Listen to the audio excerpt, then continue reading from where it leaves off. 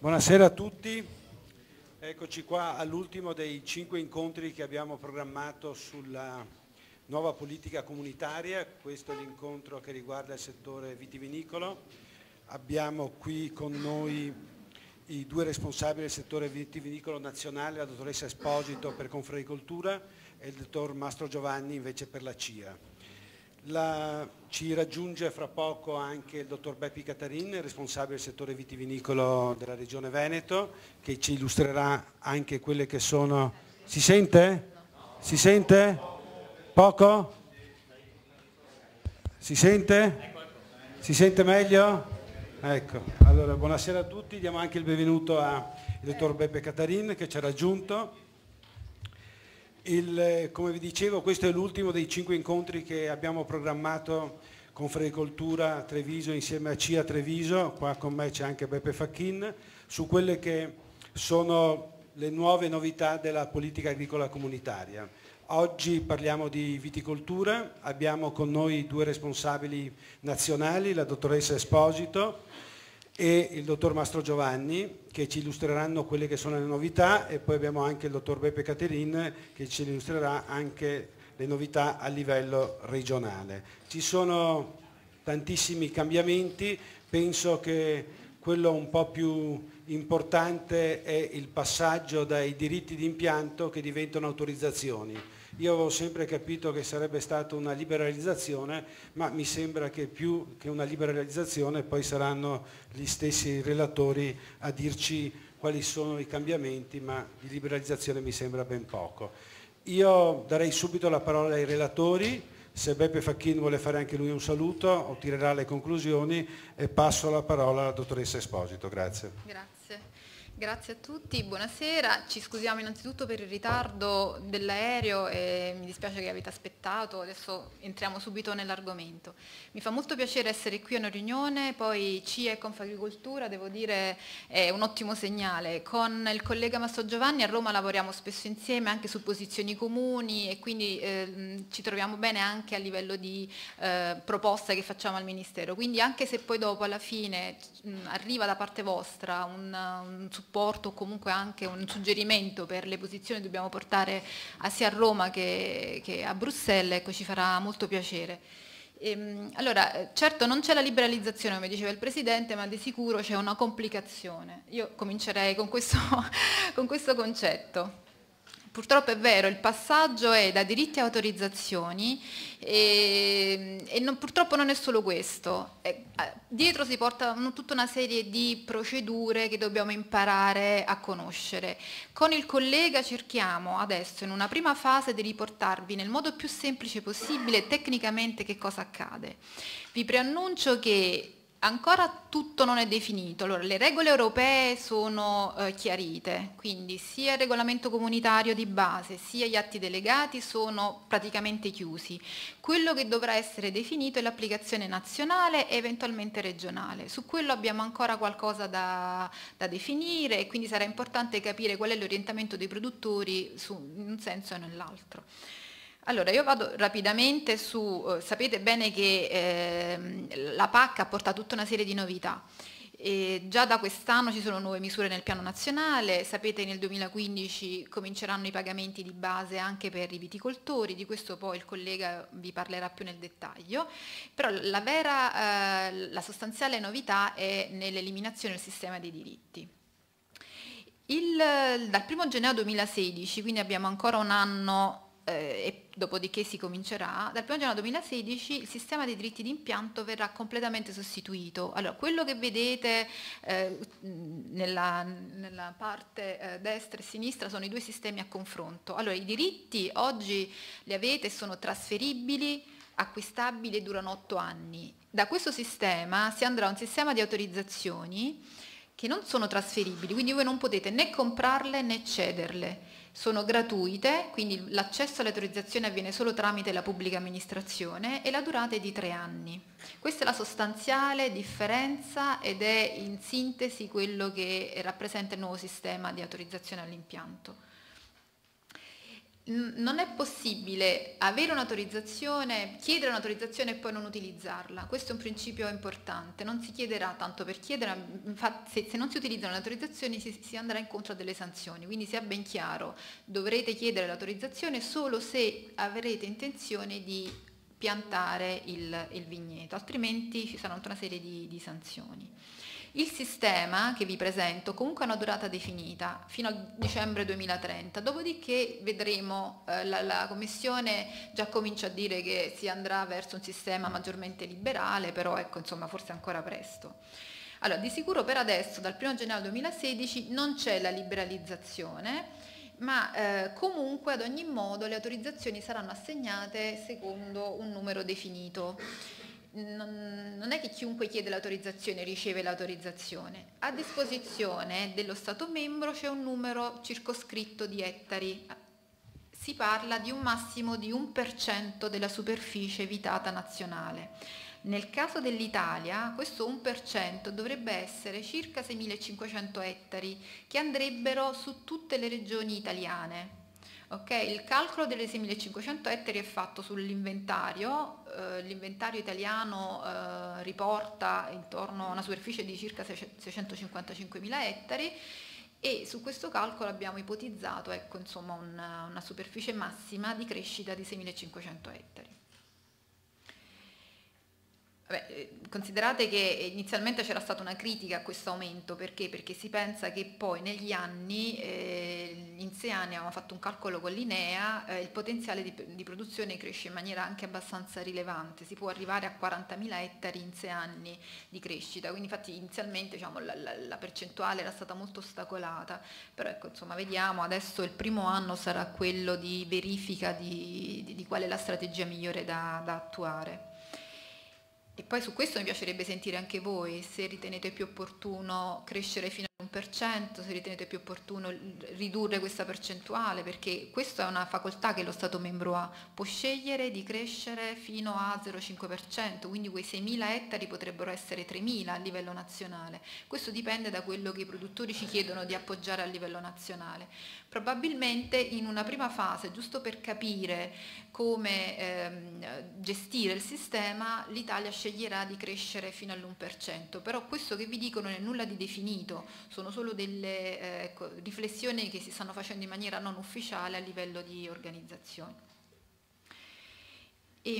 Allora, quindi il principio basilare è che per piantare o reimpiantare un vigneto è possibile farlo solo se c'è un'autorizzazione. Quindi adesso vedremo insieme quali sono le regole per avere un nuovo impianto e le regole per le autorizzazioni al reimpianto. Così ne vediamo nel dettaglio e cerchiamo di capire come funziona. Allora, innanzitutto per il nuovo impianto occorre sempre richiedere l'autorizzazione, però occorre possedere dei requisiti che sono detti criteri di ammissibilità.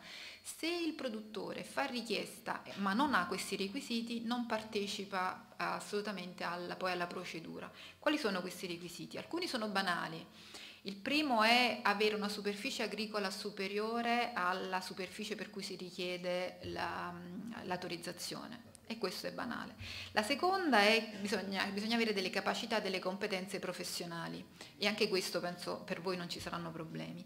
Gli altri due requisiti sono in realtà requisiti che sono stati voluti in maniera molto forte dalla Francia e riguarda il rischio di usurpazione delle DOP, cioè secondo questo requisito la domanda non deve porre un rischio di usurpazione per la notorietà delle DOP. Che cosa significa? Significa DOP e IGP.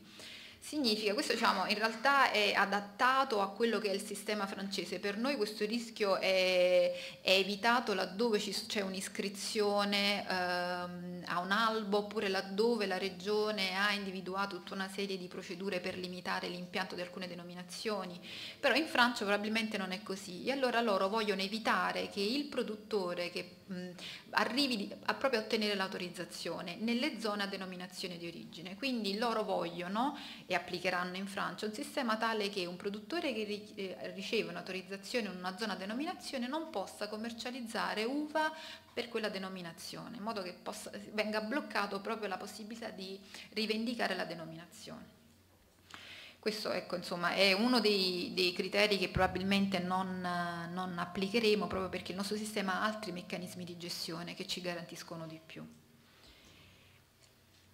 Allora, che cosa succede? Se le richieste dei produttori sono inferiori alle disponibilità, allora tutti i produttori saranno accontentati, per cui verranno distribuiti gli ettari disponibili a tutti i produttori che ne fanno domanda.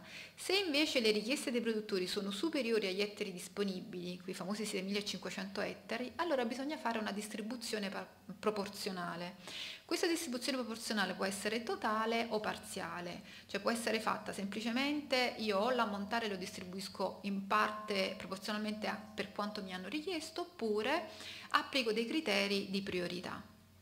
Adesso ve li riporto. Come vi dicevo, non è semplice, se guardate solo questa formula, ecco, insomma, vi rendete conto dell'assurdità a cui sono arrivati i funzionari di Bruxelles. Questa è la formula, ma vi dico semplicemente, guardiamo direttamente i numeri. Se un produttore chiede 10 ettari, avrà 10 ettari se gli ettari richiesti sono esattamente uguali agli ettari disponibili. Se invece gli ettari richiesti sono il doppio degli ettari disponibili, il produttore non avrà 10 ettari, ma ne avrà 5, la metà. Quindi è un sistema proporzionale. Questo è un meccanismo che può essere applicato totalmente o parzialmente. Ci possono essere anche dei criteri, ovvero il produttore, appunto, se ci sono più richieste rispetto agli ettari disponibili, l'amministrazione centrale o regionale, poi si vedrà, può scegliere di applicare dei criteri e far partecipare il produttore a una sorta di graduatoria, come se fosse una graduatoria per accedere a un beneficio. E la graduatoria sarà strutturata su una serie di punteggi dati da alcuni criteri, che sono quelli che vi elenco. Non scendo nel dettaglio, poi se volete ci chiedete e noi potremmo poi più delineare quali sono le specifiche per ogni criterio. Però sostanzialmente il primo è quello che c'è sempre, è l'appoggio, il favorire i nuovi entranti, cioè quei produttori che si insediano per la prima volta. Questo potrebbe significare anche i giovani, questo però è una scelta dello Stato membro, cioè lo Stato membro può dire che oltre ai nuovi entranti c'è anche la condizione di giovane produttore, questo poi sarà da decidere, e però coloro che partecipano e hanno questo requisito si devono anche impegnare a non vendere le superfici per 5 anni. Poi c'è anche l'altro requisito, l'altro criterio, che è quello che i vigneti contribuiscono alla conservazione dell'ambiente, e qui si parla di produzione biologica, produzione sostenibile, produzione integrata. Questo potrebbe dare un punteggio in più. Oppure quelle parcelle situate sui pendii terrazzati. Altri criteri di composizione fondiaria, i vincoli naturali tipo siccità oppure particolari problemi di tessitura e di pietrosità del suolo, le zone di montagna, la pendenza al 15%, sono tutte caratteristiche che potrebbero favorire un punteggio nella futura graduatoria. Alcuni criteri sono talmente complessi anche negli indicatori che già abbiamo dato indicazioni al Ministero di non applicarli, tipo per esempio questo che vedete col numero 5, la sostenibilità di progetti di sviluppo dopo una valutazione economica, quindi il produttore dovrebbe dimostrare tutta una serie di indicatori, e vi hanno riportati alcuni, il tasso di rendimento, il beneficio incrementale netto, che diventa talmente complesso da gestire. Abbiamo già detto al Ministero che non è uno dei criteri da individuare, da proporre. Altri per esempio sono gli ultimi, nuovi impianti che contribuiscono all'aumento della competitività sia dell'azienda che della regione. Se ci sono delle economie di scala che si potrebbero raggiungere allargando la superficie, bisogna appoggiare questo tipo di proposta, di richiesta. Oppure quei progetti che migliorano la qualità dell'EDO, questo potrebbe essere un altro criterio. E anche un'attenzione particolare alle piccole e medie imprese. Le piccole aziende che hanno 0,5 ettari per esempio potrebbero essere favorite, e le medie che hanno intorno ai 50 ettari potrebbero essere favorite, però questo è tutto da delineare. Si cerca di favorire i produttori che hanno avuto una condotta corretta, quindi non hanno nessuna autorizzazione scaduta in passato, hanno sempre le superfici vitate insomma, con diritti in passato e con autorizzazioni, e poi un nuovo criterio che è stato chiesto poi dall'Italia è quello di favorire delle organizzazioni senza scopo di lucro, le ONG, a fini sociali che hanno ricevuto dei terreni confiscati dalla mafia oppure per il terrorismo e così via. Questa è stata una richiesta che abbiamo fatto noi come nazione, quindi poi insomma, è stata inserita fra i criteri. Quindi in sintesi tutto quello che vi ho detto come si traduce?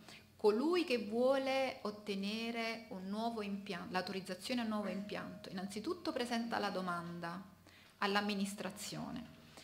L'amministrazione verifica se ci sono i requisiti di ammissibilità, quei 4 requisiti che vi ho detto all'inizio e che sono facilmente riscontrabili.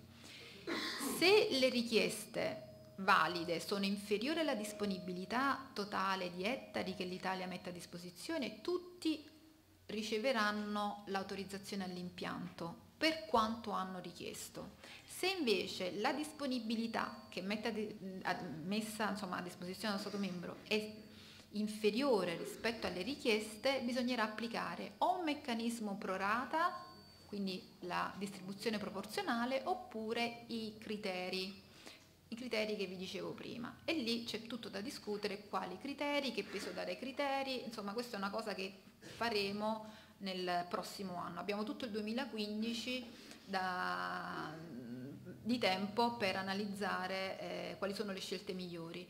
Questo è quello che ci dice Bruxelles, poi tocca a noi adesso capire qual è il sistema migliore per l'Italia. Questo è per i nuovi impianti. Vediamo invece che cosa succede per i reimpianti. Ecco, una cosa prima di passare ai reimpianti. Se un produttore col meccanismo pro rata riceve meno di quello che ha chiesto, può anche rifiutarsi. Troppo vicino? Troppo lontano? Ok. Può anche rifiutarsi di prendere l'autorizzazione. Se lo può fare solo se quello che gli è stato assegnato è il 50% di quello che gli è stato richiesto. A quel punto il produttore può dire non mi conviene prendere questa autorizzazione e rifiuta. In quel caso non avrà sanzioni. In tutti gli altri casi, cioè se ottiene il 55% rispetto a quello che ha richiesto, lo deve prendere perché altrimenti incorre in sanzione. Quindi bisogna valutare bene cosa chiedere, la superficie, anche se poi si ha la disponibilità successivamente poi di piantare e portare avanti questo progetto. Per il reimpianto come funziona? Allora, l'autorizzazione è automatica, nel senso che chi chiede di reimpiantare una superficie estirpata riceve automaticamente l'autorizzazione a farlo, però deve sempre fare richiesta, quindi l'atto burocratico di fare richiesta c'è sempre, ma più o meno funziona come adesso. L'importante è che il reimpianto si faccia nella stessa azienda. Bisogna indicare anche esattamente la localizzazione di dove si fa il reimpianto. È prevista una flessibilità da parte dello Stato membro, però ecco, insomma, questo è negli atti di esecuzione che stiamo vedendo adesso. Però comunque l'importante è che sia sempre nella stessa azienda e che non vengano ceduti, questo insomma sono stati molto chiari a Bruxelles. Gli Stati membri possono concedere, quindi l'Italia può concedere di dare il reimpianto anticipato se il produttore si impegna nei 4 anni successivi ad estirpare. Quindi anziché 3 anni, che è la durata media delle autorizzazioni, per il reimpianto anticipato abbiamo 4 anni di tempo. Quando è che il produttore deve presentare domanda per il reimpianto? Deve presentarla nell'anno entro il termine dell'annata viticola, quindi entro il 31 luglio. Cioè se io estirpo oggi devo presentare domanda di reimpianto entro il 31 luglio. Potremmo avere anche una possibilità in più e noi ci spenderemo per questo, affinché sia applicata una sorta di flessibilità in più, perché l'Italia potrebbe portare questo termine alla fine della seconda annualità successiva all'estirpo. Che significa? Se io estirpo oggi posso chiedere l'autorizzazione al reimpianto fino al 31 luglio 2017, poi ci sono i 3 anni di validità dell'autorizzazione, per cui io posso estirpare oggi e piantare nel 2020. Questa è una flessibilità che potrebbe essere favorevole a chi attualmente non ha la disponibilità di reimpiantare subito, ma ha bisogno di un lasso di tempo in più. Sì, ci sono anche delle regole semplificate laddove per esempio io estirpo e reimpianto esattamente nella stessa posizione. In quel caso lì non c'è bisogno di richiedere nemmeno l'autorizzazione, si può fare una comunicazione ex post, ma solo in questi casi. Quindi estirpo e reimpianto esattamente nello stesso posto. E poi ci sono delle restrizioni che possono essere individuate a livello regionale, a livello anche locale. Devo dire che la Commissione ha dato molta importanza anche alla raccomandazione delle organizzazioni professionali e nel nostro caso, quindi anche la SCIA, la Confagricoltura, hanno anche la possibilità di raccomandare, di fare delle proposte all'amministrazione per indirizzare la politica vitivinicola e la gestione dei criteri che vi ho riportato. Un ultimo aspetto che è molto delicato ma che penso sia molto importante per voi è la gestione dei diritti in portafoglio. Allora, rispetto a quei 655.000 ettari, l'INEA ci dice anche che abbiamo 50.000 ettari di diritto detenuti dai produttori ma non utilizzati, quelli che il produttore ha perché ha estirpato ma non ha ancora piantato, perché ha comprato e non ha ancora utilizzato. Quei diritti, allora, se al 31 dicembre 2015 se non sono stati utilizzati e sono ancora validi e sono detenuti nelle mani dei produttori, il produttore ha tempo per trasformarli in autorizzazione. Quanto tempo ha? Noi abbiamo chiesto al Ministero di allungare il più possibile questo tempo e noi potremmo avere appunto fino al 2020 di tempo per trasformarlo in autorizzazione, però tutto ciò è legato molto anche alla durata del diritto di reimpianto. Insomma, quindi l'importante sapere è che se non volete utilizzare quel diritto dovete vendere o cedere entro il 31 dicembre 2015. Dopodiché quel diritto rimane a voi, non è più cedibile e lo dovete utilizzare, altrimenti viene perso. Si stima che sui 53.000 ettari, in realtà forse arriveremo a 40.000 ettari di diritto in portafoglio al 31 dicembre 2015, ma ne perderemo una buona metà. Quindi insomma, ecco, è importante informare i produttori che se si hanno ancora dei diritti, cioè un anno di tempo, e se non, ovviamente si ha intenzione di utilizzarli, c'è un anno di tempo per metterli sul mercato. Poi qui c'è tutta una richiesta di allargare i confini, sbloccare i confini regionali, però penso che sia il collega che Bepi Catarin diranno la loro su qual è la strategia migliore, insomma, per poter utilizzare questi diritti in portafoglio. L'importante è che il produttore sia messo nelle condizioni ottimali per utilizzare al massimo il proprio patrimonio, il proprio potenziale. E una volta, sui diritti in portafoglio, una volta richiesto in 3 mesi si ha l'autorizzazione, quindi anche questa è una procedura automatica.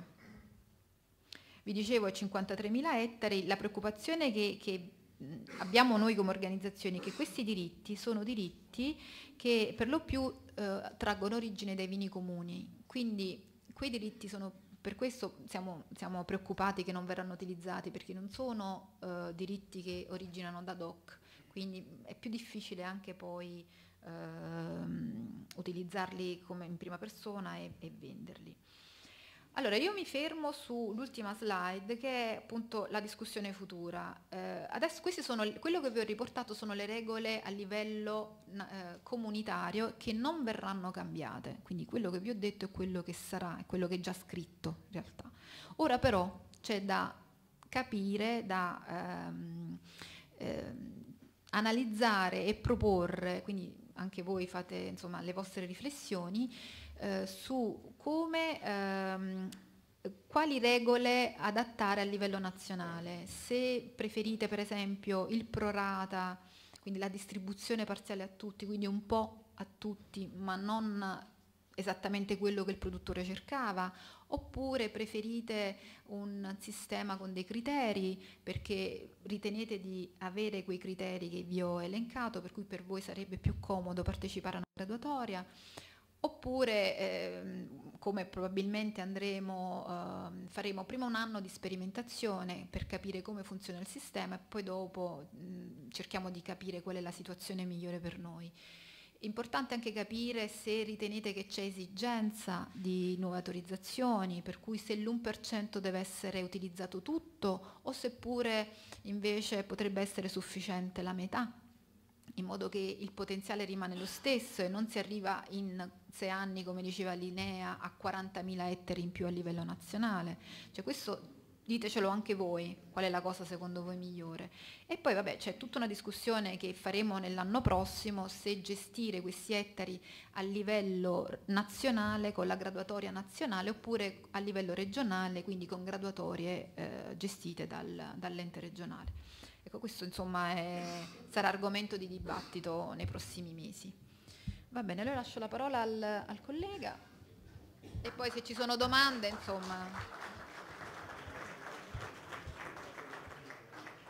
Allora, grazie, anch'io ringrazio per l'invito e mi scuso per il ritardo, ma arrivare da Roma non è così semplice, anche nel 2014. La collega ha cercato di fare sintesi di un regolamento e mi permetto di dire è un po' scritto con i piedi e avete visto le difficoltà perché introduce tutta una serie di elementi matematici che sono al limite dell'imbarazzo, oltre che principi abbastanza difficili in particolare per un sistema come il nostro che è basato sulla coesistenza dello Stato e delle regioni, con delle competenze che sono a cavallo fra Stato e regioni, e portare a sintesi in Comitato Stato-Regioni alcuni elementi, voi del Veneto, PAC, per capirci, ne sapete qualcosa di come è complicato.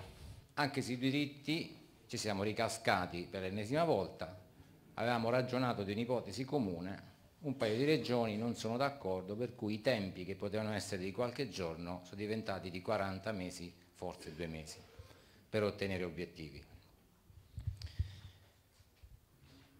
Lavorando insieme vi dico che l'esposizione di quello che prevede il regolamento di base è abbastanza rigida e ha un'impostazione che da calare sul territorio non è poi così semplice.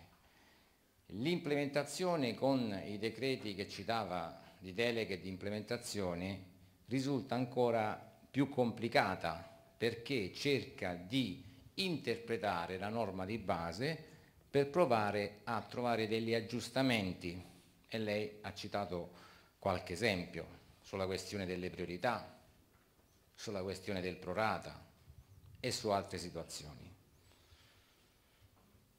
Se questo diciamo è il panorama da un punto di vista di legislazione di base, noi dobbiamo prendere questa legislazione e inquadrarla in un ambito più generale che si chiama politica agricola comunitaria, che si porta dietro delle complicazioni, tra cui la più difficile è il passaggio da diritto a autorizzazione, perché l'autorizzazione è un facsimile al titolo, ce l'hai, lo usi, altrimenti bisogna trovare delle forme, solo che mentre il titolo è consolidato perché lo stiamo lavorando da 20 anni, l'autorizzazione è molto rigida perché la Commissione teme che possa prendere delle possibili derive nella gestione e quindi la rigidità è ancora maggiore ed il dialogo con la Commissione vi dico che è ancora più difficile. Se pensate che il regolamento di base è del 2013 e ancora non riusciamo a chiudere delle ipotesi veritiere, perché ci sono sempre dei rinvii di un atto delegato, un atto di implementazione sull'elemento principe che è la trasformazione da una fase di diritti, da una fase di autorizzazioni, ve la dice lunga come funziona.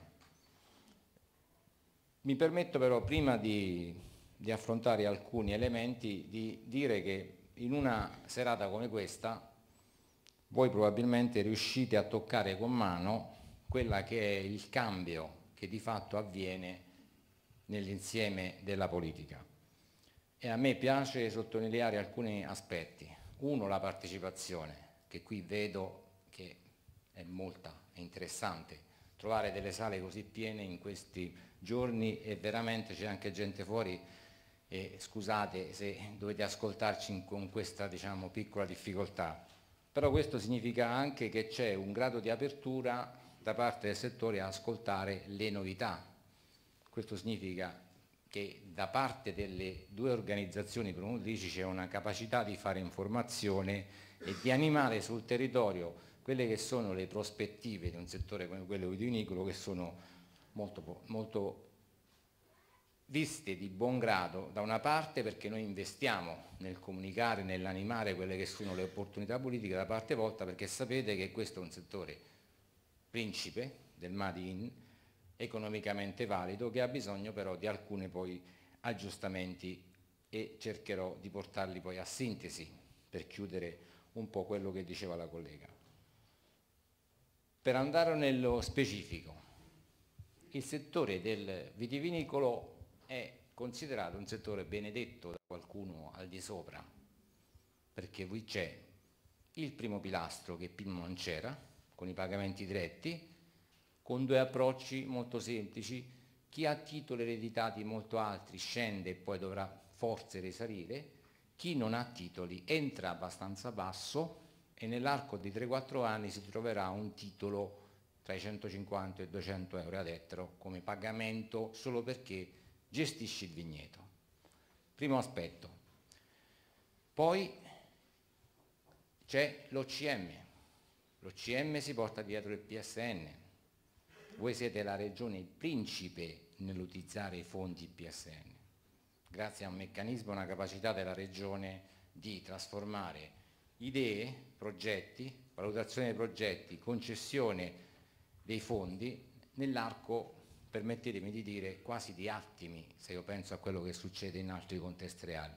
E il fatto di aver rendicontato delle cifre così interessanti è un pregio e la filiera può mettersi questo fregio perché c'è una capacità di dialogo in questo senso di partenariato pubblico-privato tra organizzazioni da un lato e amministrazione che sta dando dei risultati veramente di grande rilievo, sia si parla di promozione, di ristrutturazione che di altro.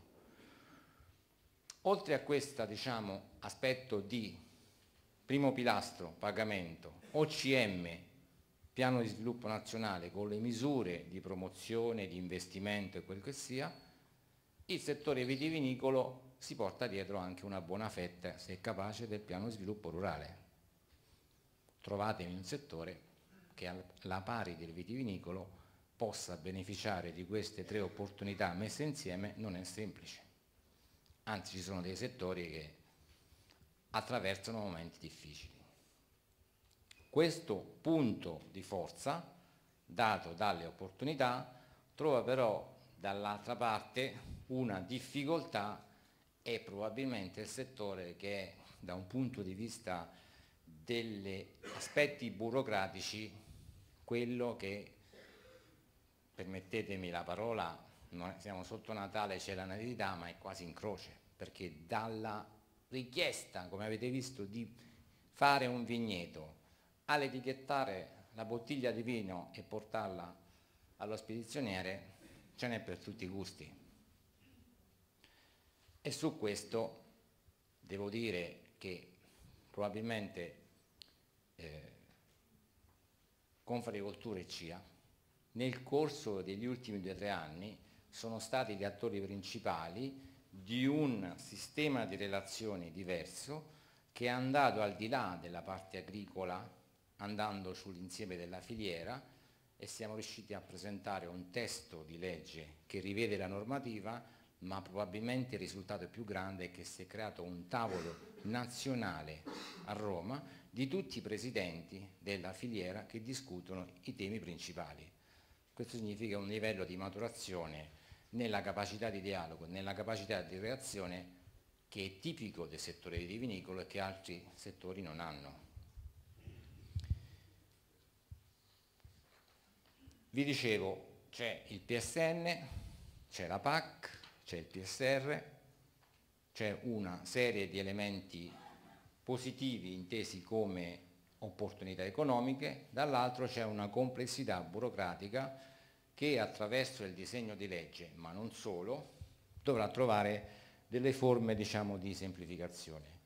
E io qui voglio testimoniare alcuni aspetti. Avviati qualche anno fa, con riunioni territoriali della singola organizzazione insieme, con l'approccio che stava nascendo di Agrinsieme, oggi, sollecitati, anche le istituzioni hanno dato delle risposte di carattere, diciamo, positivo.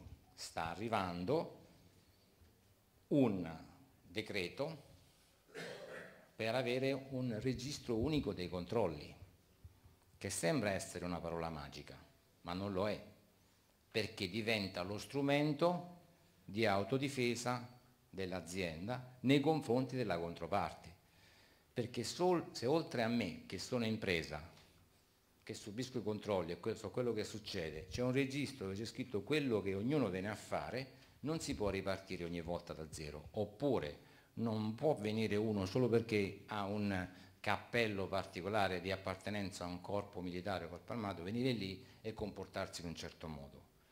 Questo è stato compreso da noi, è stato inserito nella nostra proposta di legge, siamo stati in parte scavalcati da quello che è stato l'elemento di semplificazione voluto da questo governo e oggi diventa un elemento di maturo.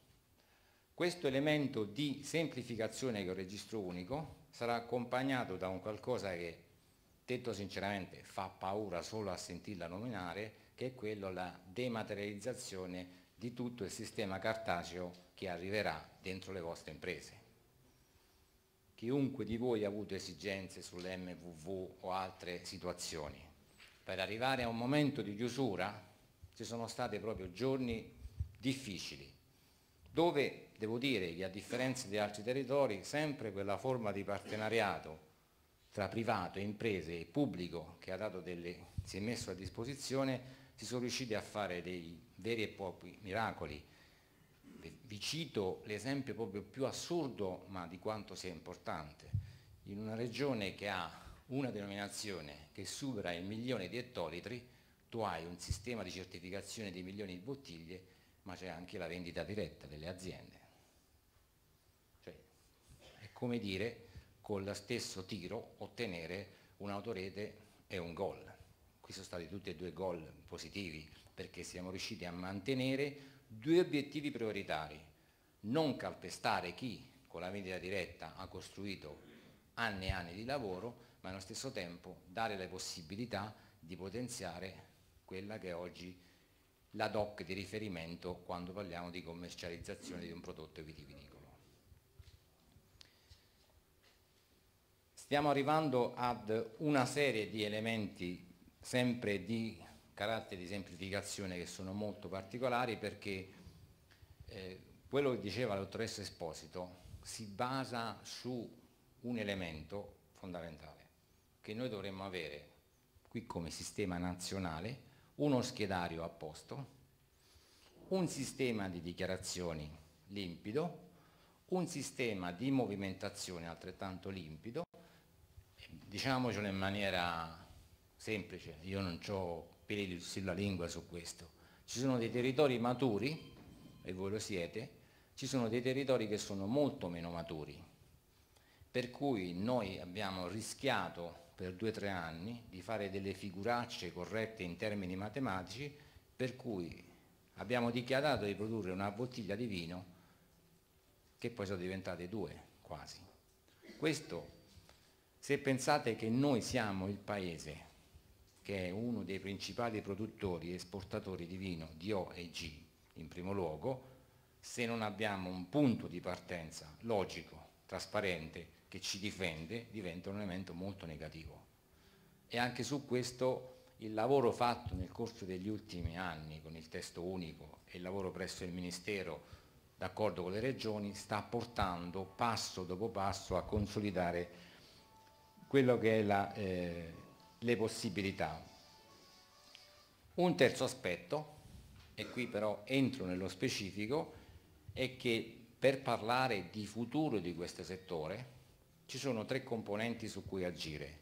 Uno, quello che lei ci ha rappresentato, che è la lettura della normativa e cercare di interpretarla nel minor sistema dannoso per le imprese, nel senso che noi dobbiamo cercare di renderla reale, possibile a chi vuole investire in questo settore, cercando di tagliare tutte quelle situazioni che diventano un'impossibilità. Perché noi dobbiamo partire dal principio, e questa è una regione principe, se c'è gente che vuole investire bisogna agevolarla, ma che si chiami diritti, che si chiama autorizzazione, bisogna cercare di favorire un ritorno di quello che è il prodotto interno lordo a livelli che abbiamo perso.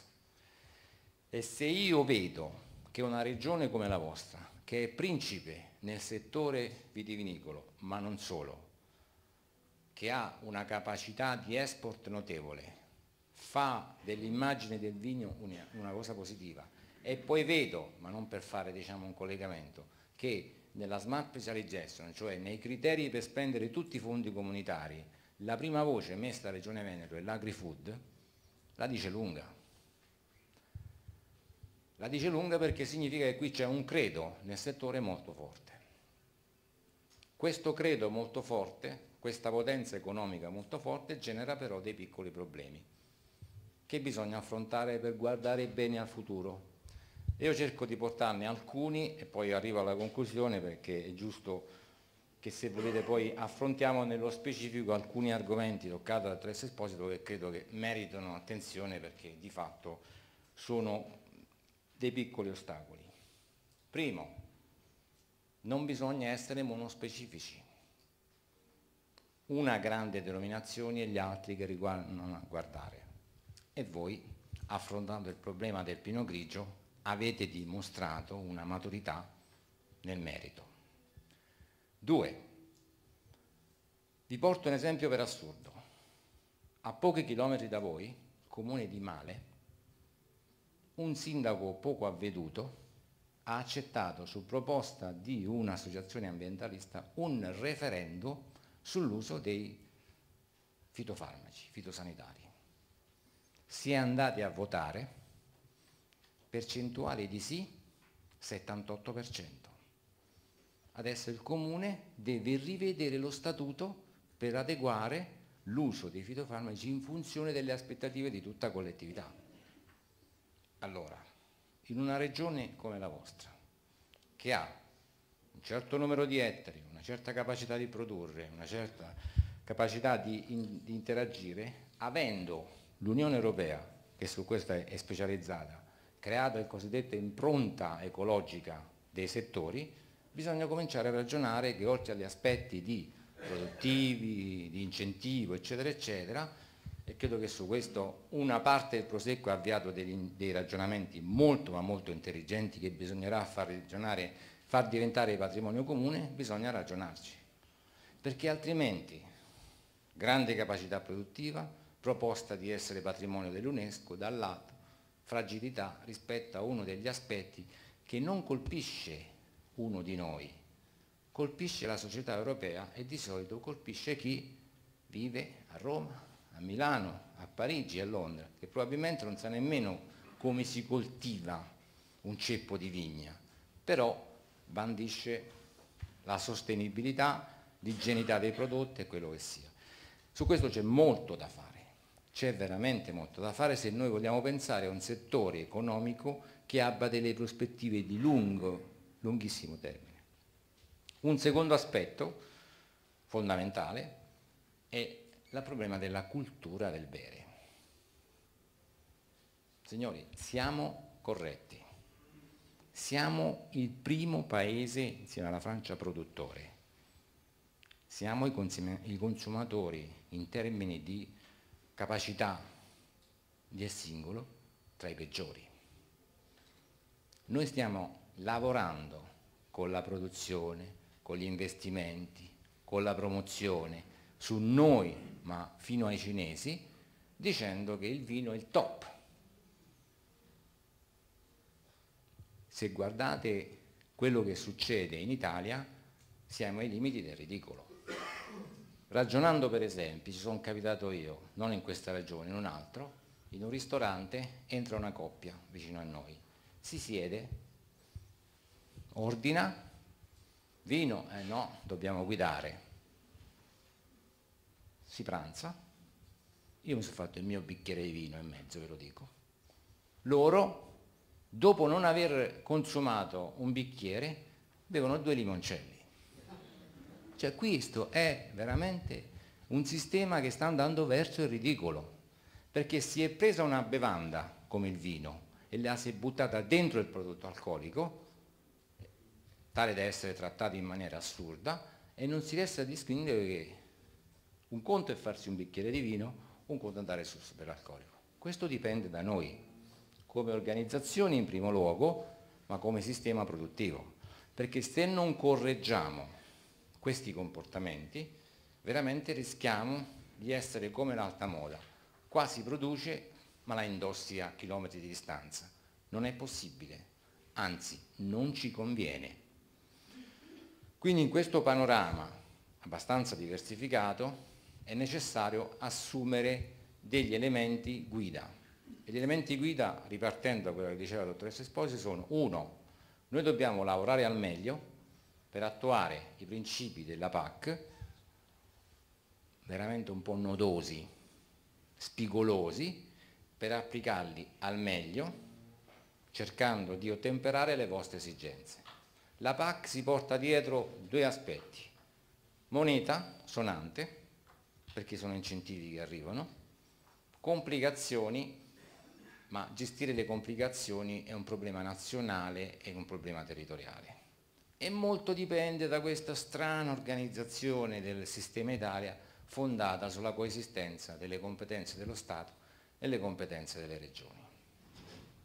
Ce l'abbiamo, la supereremo, però in questo momento è abbastanza, complicato.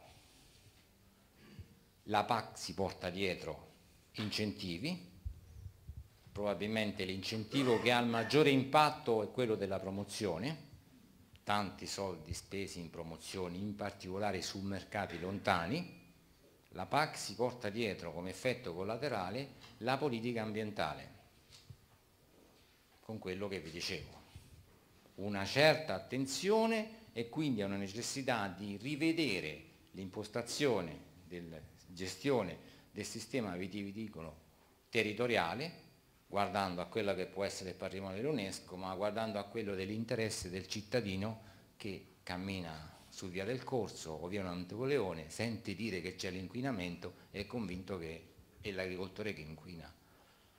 Terzo elemento, la cultura del vino. Noi l'abbiamo insegnata al mondo. Noi, oltre a insegnare la cultura del vino, abbiamo anche insegnato la cultura del vitigno, che esiste una differenza tra i vini, bianco, rosso, frizzante, quel che sia, e lo stiamo esportando questo livello di cultura. Però abbiamo fatto un errore materiale, che abbiamo trascurato che le nuove generazioni mettono sullo stesso piano, scusate l'esempio, un bicchiere di frizzante con il Bacardi Breeze, che è un prodotto alcolico fatto da una grande società. Se non correggiamo questo, diventiamo come gli Armani, grandi produttori di moda, grandi manifestazioni, per noi potrà essere il Vinitaly o altro, però questo prodotto si vende solo a una certa distanza. Non possiamo permettercelo, perché questo è un prodotto che deve essere consumato quotidianamente, perché c'è tutto un problema di accoglienza, di ospitalità, di accessibilità, di trasmissione di interessi, che se non la fai sul posto difficilmente la comunichi all'esterno. Rispetto poi a quello che è i passi, nell'immediato futuro, noi abbiamo 3 scadenze. La prima è quella che ha rappresentato la dottoressa Esposito, che è l'implementazione a livello nazionale e territoriale della PAC per quanto ci riguarda l'OCM, e quindi questo difficoltoso passaggio da diritto a autorizzazioni e poi non solo, ma anche altri elementi relativi a elementi, ve ne cito alcuno, c'è il problema ambientale, ma penso che più di qualcuno di voi avrà sentito parlare qua di là che cominciano a girare in Europa e nel mondo i prodotti con ridotto contenuto di alcol. Lo trascuriamo o cominciamo a lavorarci? È una fetta potenziale di mercato o no? Come la approcciamo? E questo sarà frutto, perché arriverà, diciamo, nei prossimi mesi. Noi abbiamo proposto un testo che rivede l'insieme, perché il nostro obiettivo prioritario è ridurre e semplificare la vita dei produttori di uve, produttori di vino, quelli che riescono a fare poi tutto il ciclo, e su questo l'aver messo insieme la filiera, i presidenti della filiera che si riducono, è un importante, diciamo, risultato. Su questo, diciamo, innesco è iniziata una fase da parte del governo che fu annunciata al Vinitaly da Renzi, campo libero, e che oggi è diventato agricoltura 2.0, che può essere uno slogan, ma sembra portarsi dietro tutta una serie di elementi che toccherà il fascicolo aziendale, la domanda PAC, la possibilità di percepire gli aiuti. Questo di fatto, e vado a chiudere, comporta due elementi. Uno, che il settore vitivinicolo deve considerarsi un settore in movimento. Quello che c'è stato fino ad oggi difficilmente resterà tale, ma bisognerà fare degli adeguamenti, in positivo, e dipende da noi e dipende da voi. Secondo, l'approccio può essere della singola azienda che fa tutto, però ce n'è uno solo che riesce a far tutto e si chiama Marchionne, ovvero quello che succede qui questa sera.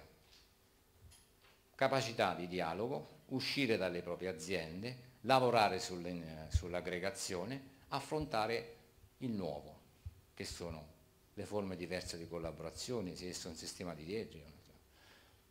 Questo si porta dietro un elemento che è stato tipico dell'agricoltura italiana, che è quello di essere un po' movimentisti, che non significa essere rivoluzionari, mettersi a fare i cortei, significa partecipare alle attività dell'organizzazione, alle attività del consorzio,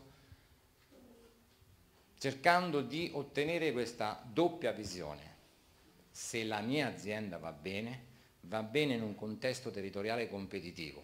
Il contesto territoriale è competitivo se io, al di là di partecipare alla vita della mia azienda, partecipo alla vita del contesto territoriale competitivo. Come? Attraverso l'organizzazione, attraverso il consorzio e così via. Una parola sola, aggregazione. Su questo l'elemento di novità che abbiamo riscontrato nel corso di questi ultimi anni, che ha una difficoltà di organizzazione del sistema istituzionale, Commissione europea, Stato membro, regioni, noi abbiamo reagito, uno, con una capacità di partecipare a tutti i livelli, dall'altro con delle forme di dialogo che hanno portato a dei passi da gigante.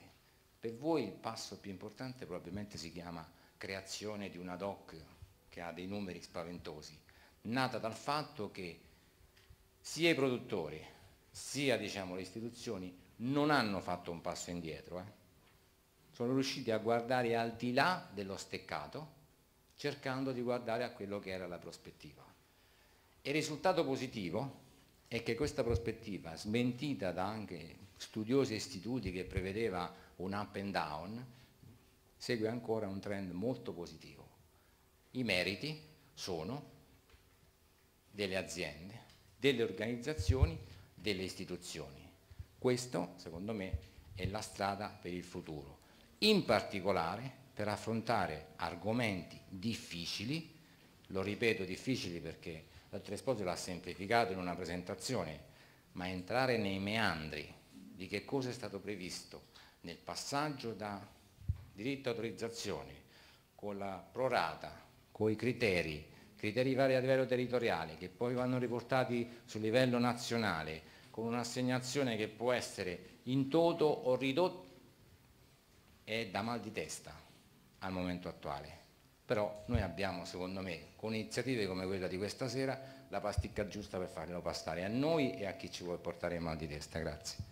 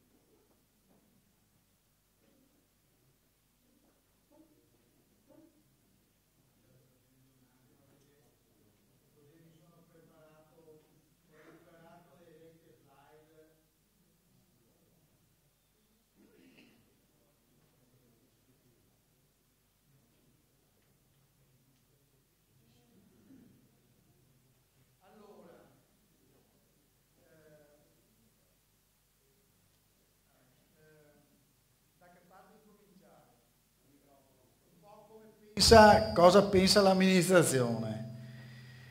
Cosa pensa l'amministrazione? Non è facile in questo momento per un'amministrazione regionale come quella del Veneto, presa da una parte nel mantenere e sviluppare il sistema informativo che è stata la base di tutta la gestione del potenziale, delle rivendicazioni, dell'erogazione degli aiuti, dall'altra passare al nuovo sistema e non rispondere a quelle domande che ha fatto la collega, che hanno fatto i colleghi di Roma, ma potrebbe essere quello di lasciare tutto. E mi spiego il perché. La collega Palma vi ha evidenziato un po', quello che sarà il nuovo sistema. Il nuovo sistema, così appena raccontato, fa pensare a una sorta di burocrazia. Se fosse solo burocrazia, noi abbiamo l'esperienza, e quando dico noi non dico solo l'amministrazione regionale, porto dentro anche i colleghi della filiera a livello regionale, e quindi là ho visto Brondolin, qua vedo il presidente di Confagricoltura, cioè tutto il sistema delle organizzazioni sindacali, mondo cooperativo, mondo industriali, Assoenology e tutto quanto, che in questi anni ci siamo un po' organizzati per superare quelli che erano i problemi della burocrazia, che non sono semplici come vi hanno evidenziato.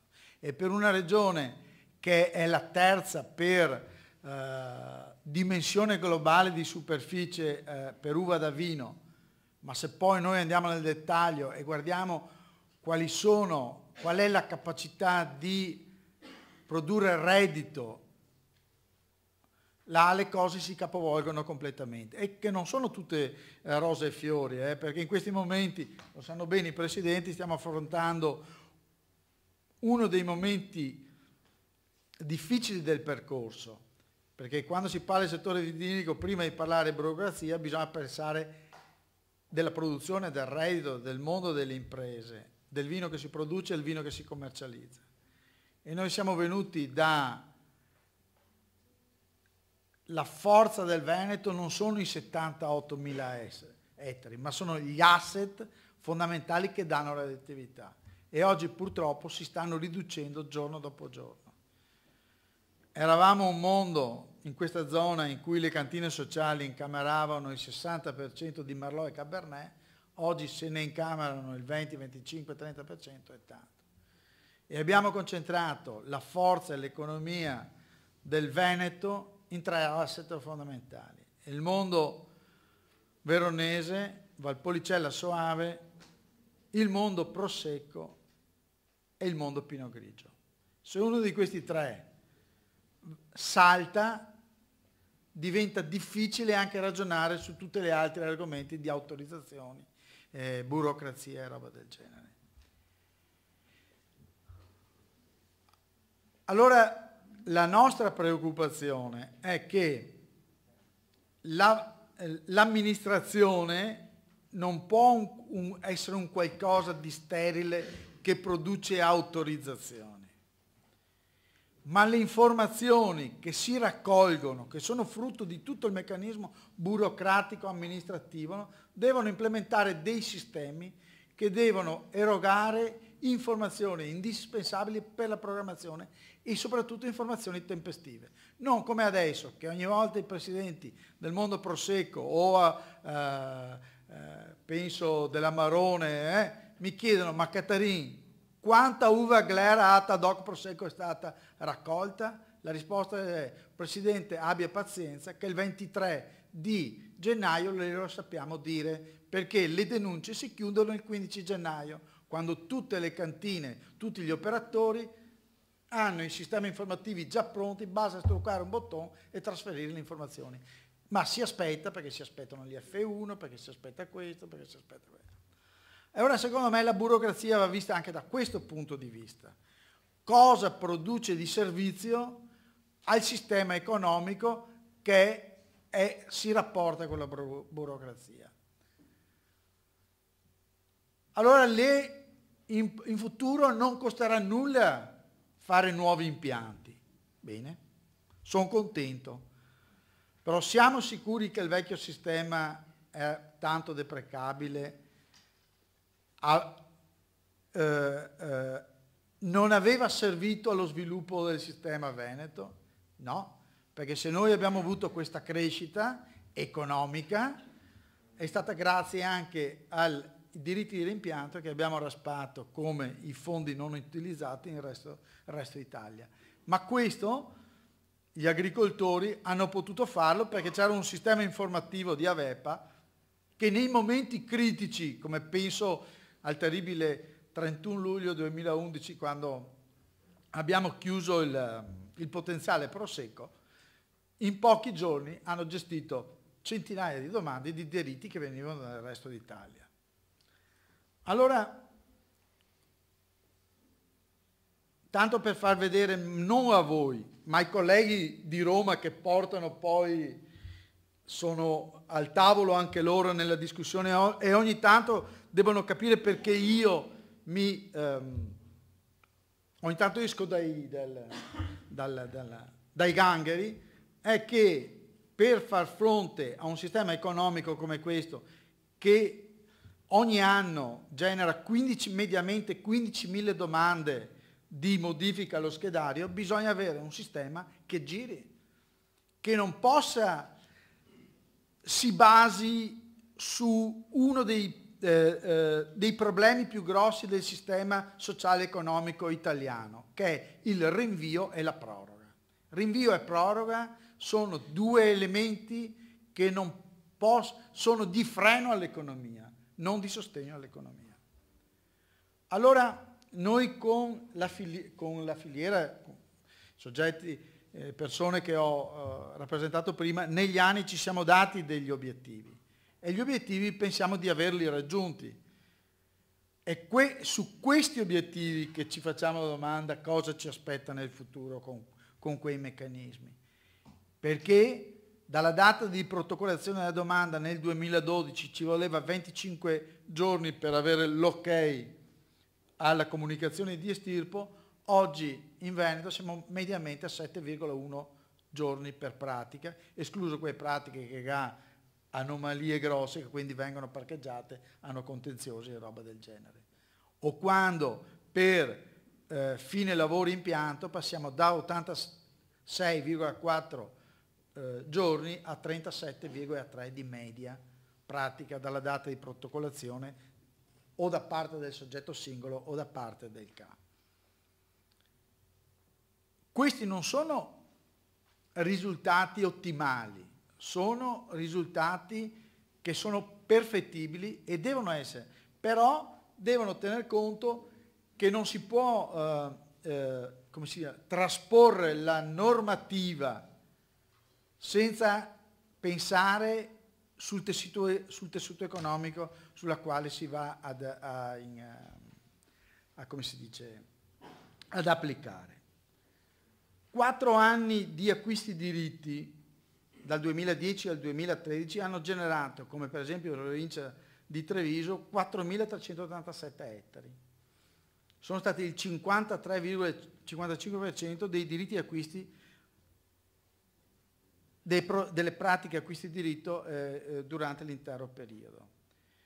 Se noi andiamo a vedere, queste sono delle slide che ho fatto in velocità, quindi non sono descritte perfettamente, ma se noi facciamo l'acquisto diritti l'anno chiuso, perché il 2014 è ancora un anno aperto, 2013, noi vediamo che in provincia di Treviso, ragioniamo provincia di Treviso, nel 2013 sono stati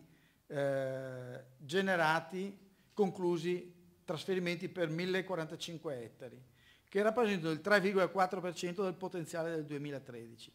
Complessivamente nei 4 anni, 2010-2013, in Veneto sono arrivati quei 5.000 rotti ettari, che hanno generato un incremento del potenziale sul 2013, calcolato sulla base del 2013, di quasi il 17%. Qua è un'analisi delle 4 annualità, abbiamo messo in linea, il sistema ha messo in linea quanti diritti hanno generato poi Prosecco, Venezia Pinot Grigio, Conegliano Valdobbiadene e così via. Sono delle graduatorie stupide, ma servono a noi non adesso come tavolo di discussione, servono a noi e alla filiera quando facciamo programmazione. Senza di questi elementi non si fa programmazione. Non si può pensare di organizzare una nuova DOC, rivedere una DOC, una IGT, fare una politica di erogazione degli aiuti se non abbiamo delle informazioni chiare, precise e puntuali. Non c'è nessun sistema industriale che fa un piano industriale senza avere dei dati di partenza chiari, e quindi non si può fare una politica generale se non si hanno delle informazioni chiare.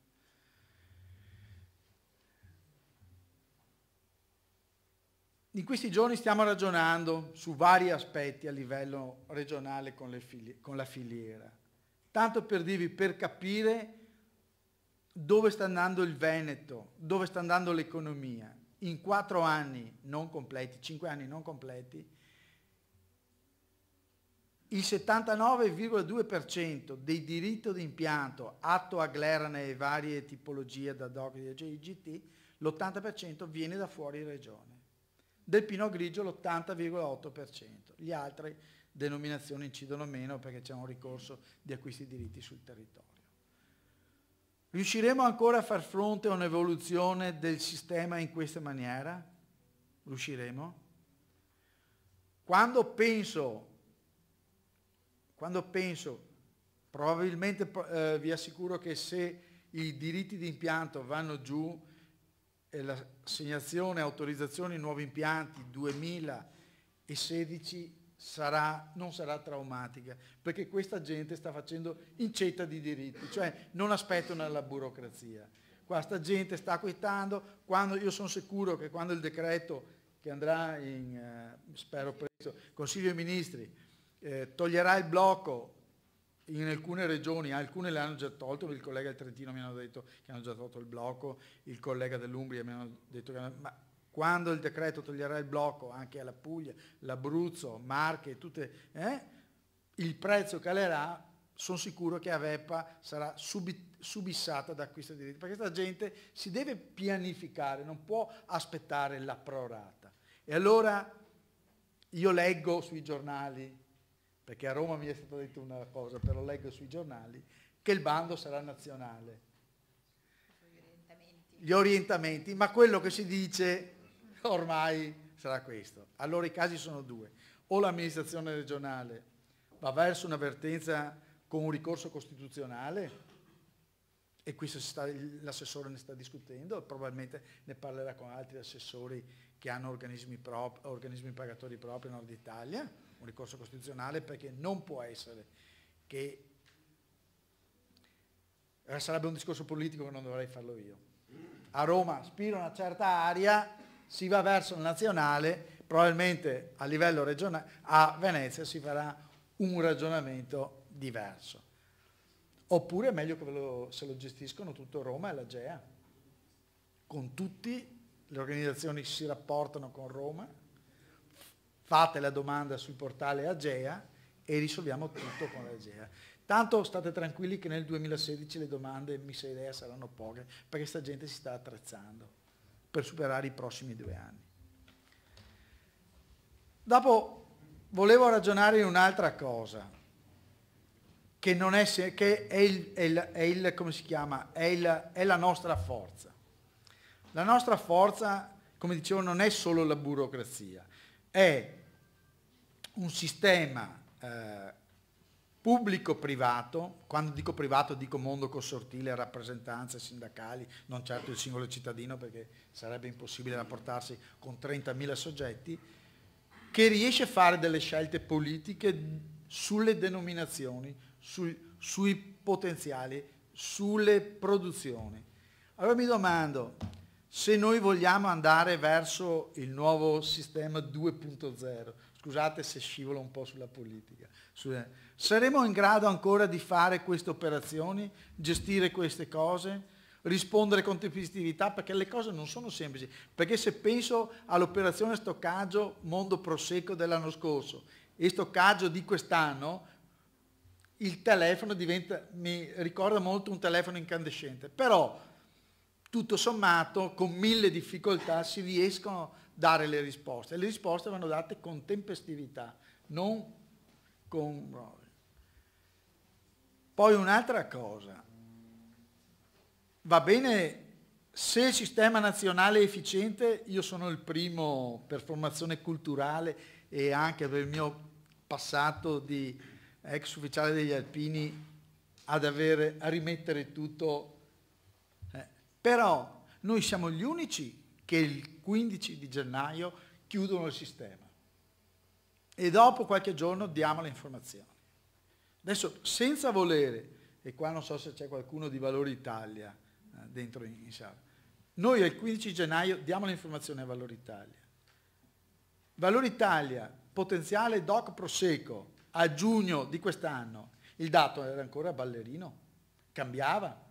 Si possono gestire delle denominazioni, fare dei controlli in quella maniera.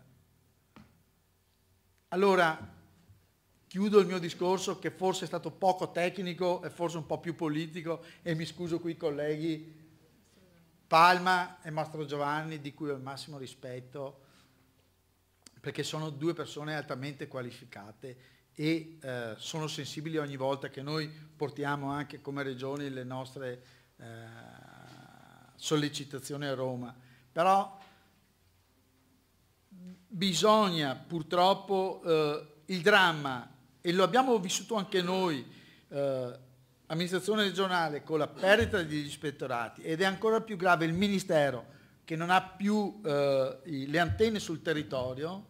Quando si tratta di politiche così complesse bisogna avere la sensibilità di quello che è il settore.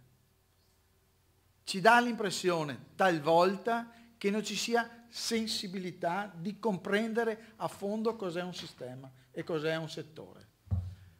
E con questo ho chiuso e mi scuso se sono stato troppo critico con voi 2.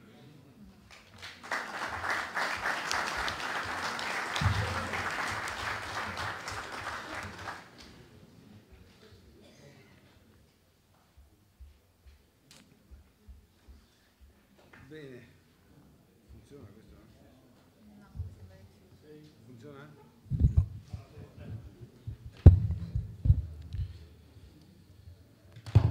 Bene, prima di dare la parola a voi, penso che qualche domanda in sala vorrete fare ai nostri relatori.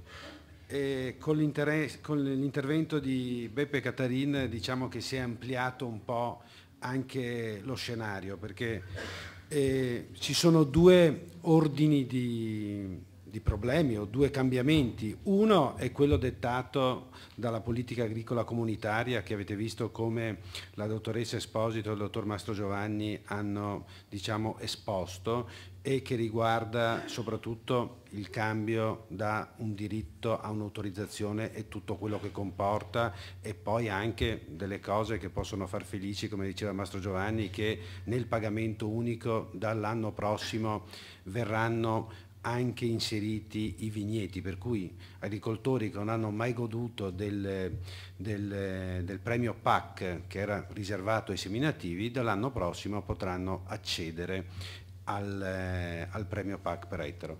E questo è un primo argomento. Il secondo argomento invece, che parlava più Beppe Catarin in maniera più o meno velata, quando diceva che era meno tecnico e più politico, è che c'è una tendenza anche a rivedere quelle che sono, diciamo, le funzioni del Ministero e quello delle regioni.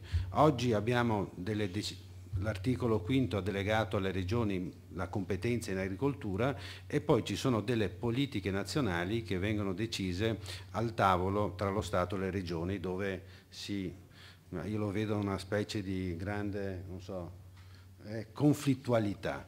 E nel cambio della nuova programmazione agricola anche il Ministero sta vedendo se riaccentrare determinate cose, che se per un verso da un punto di vista politico potrebbe personalmente trovarmi in accordo, qui invece di iniziare con delle scelte politiche si iniziano con delle scelte amministrative.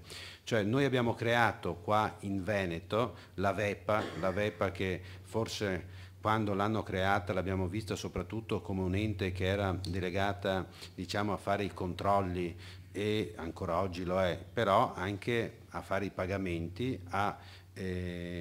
e oltre a fare i controlli è stata anche quella delegata dalla Regione Veneto per tutta la parte amministrativa burocratica. E devo dire che negli ultimi anni, anche dai dati che ha mostrato il dottor Catarin, si vede come anche per quanto riguarda lo schedario vitivinicolo i tempi per l'aggiornamento dello schedario sono molto molto veloci. Così non è a livello nazionale. Forse il Veneto è andato troppo in avanti rispetto a quello che sono, diciamo, la media nazionale, per cui c'è il rischio serio con quel progetto che prima si parlava campo libero, oggi si chiama agricoltura 2.0, di accentrare tutto nuovamente a Roma tramite Agea. Sicuramente per la Regione Veneto questo sarà un passo, a mio avviso sempre personale, un passo indietro, però mi pare anche condiviso da chi in Regione c'è da tanti anni, dottor Catarin. Per cui ci sono due, diciamo, piani che si stanno intersecando proprio in questo momento. Io avevo iniziato il mio discorso quando dicevo che il regime di diritto a autorizzazioni non era una liberalizzazione. Avete visto che non è una liberalizzazione, oltre a essere una complicazione come è stata manifestata, perché una regione Veneto, se non avessimo avuto la possibilità di acquistare da altre regioni che comunque non sono state in grado di sviluppare un settore economico nel settore vitivinicolo come ha fatto la regione Veneto, quegli incrementi che abbiamo fatto nel Prosecco, che abbiamo fatto nel Pinot Grigio, non sarebbe stato possibile realizzarlo. Se oggi avessimo avuto un sistema di autorizzazioni non sarebbe stato un sistema liberale, anzi sarebbe stato un sistema molto molto chiuso che non avrebbe permesso di arrivare a quello che abbiamo fatto.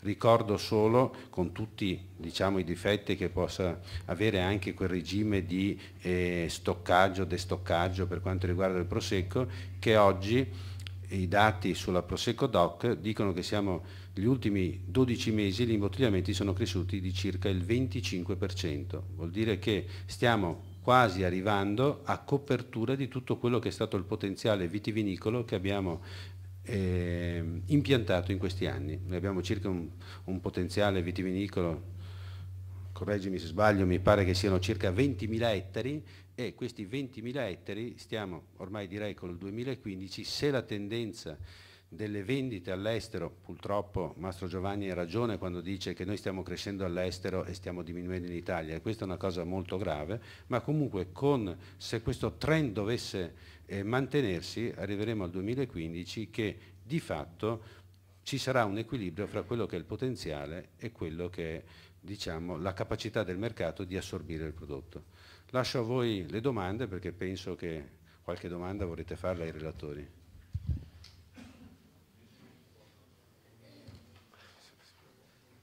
Barbon, ecco. No, scusate, inizio io perché rompo il ghiaccio e poi cerco di riportare alcune domande che sono frequenti negli uffici in cui lavoriamo.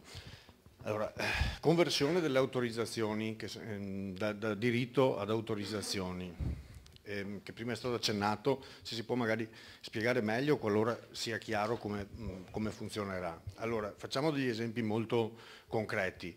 Diritto acquistato in Sicilia. Sicilia ci rilascia tutti i diritti con scadenza 31 luglio 2015, al di là che sia anche maturato nel 2014 per una loro scelta. Questi diritti qua, il 1° gennaio 2016, cosa devo fare?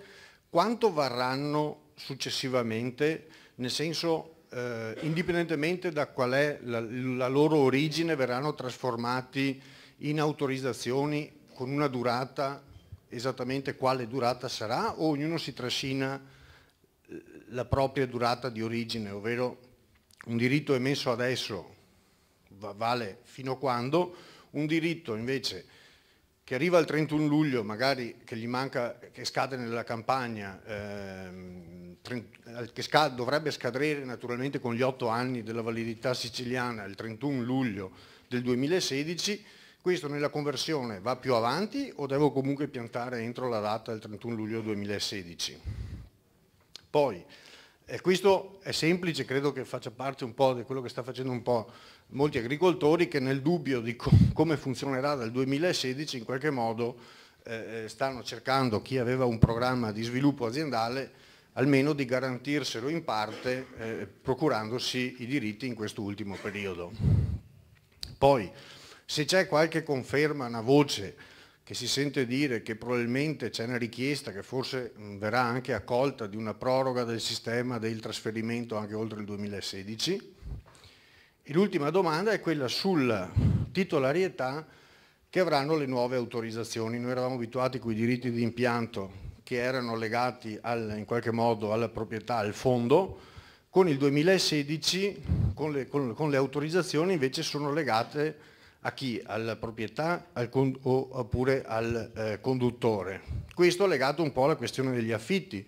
Cioè, se io ho affittato un vigneto presumibilmente nel 2017, quando si estirpa la relativa autorizzazione di chi sarà il titolare di quell'autorizzazione, se io ho in portafoglio un'autorizzazione, però affitto il mio fondo, potrò consentire a chi prende in affitto il mio fondo di usufruire dell'autorizzazione che io ho in portafoglio? Grazie.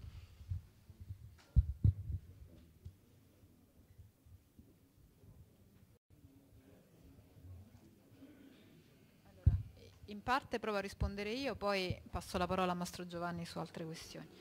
Allora, comincio subito dalla proroga al trasferimento. Questa è stata una battaglia che abbiamo fatto fino alla fine, che forse ancora continueremo a fare, però già dall'inizio la Commissione ci aveva detto che non era possibile e noi abbiamo comunque provato con il Parlamento. L'unica possibilità sarebbe quella di bloccare tutto nel passaggio dell'atto delegato in Parlamento, ma siamo assolutamente isolati come Stato membro, qui solo l'Italia ha fatto questa richiesta perché sembra che non sia un problema per gli altri paesi, quindi ad oggi noi possiamo ritenere con abbastanza certezza che la proroga non ci sarà.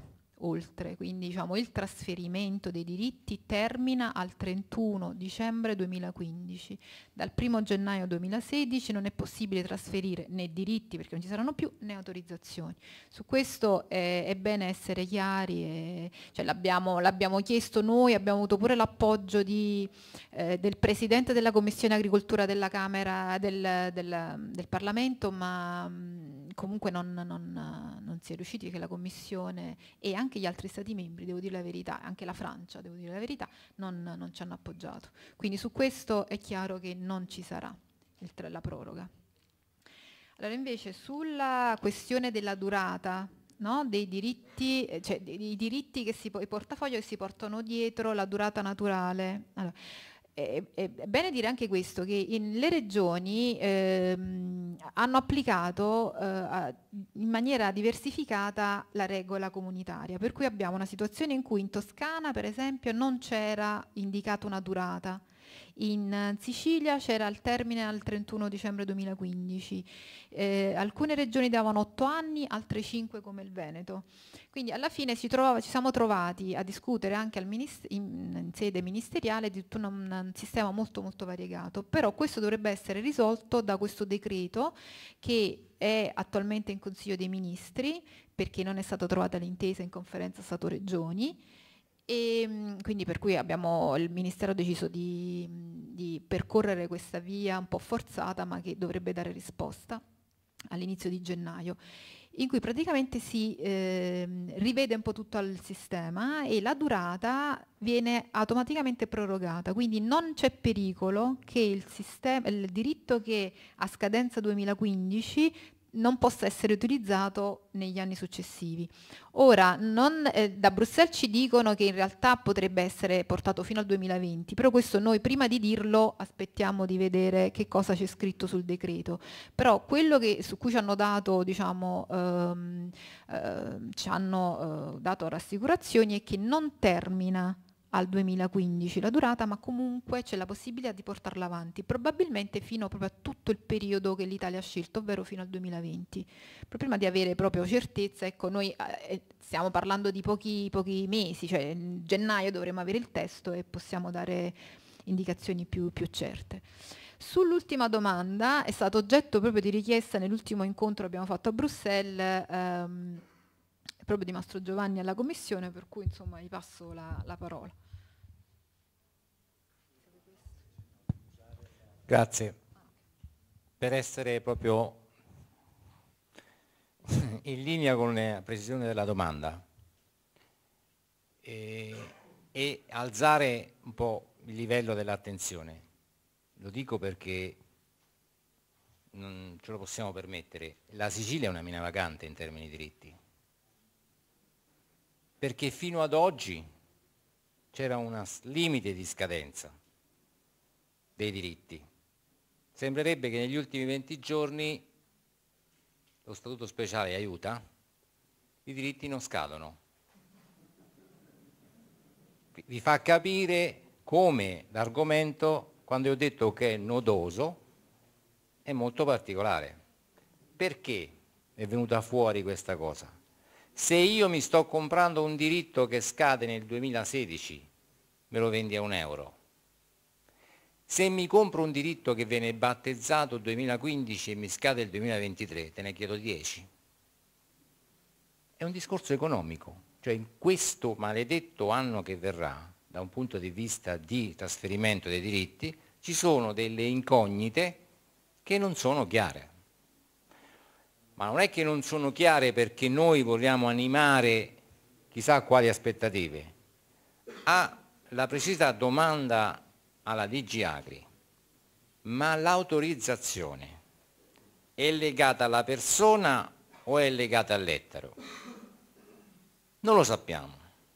Tendenzialmente è un'autorizzazione legata a Mastro Giovanni o Esposito, che la deve collegare ad un ettaro, altrimenti non è un'autorizzazione esercitata.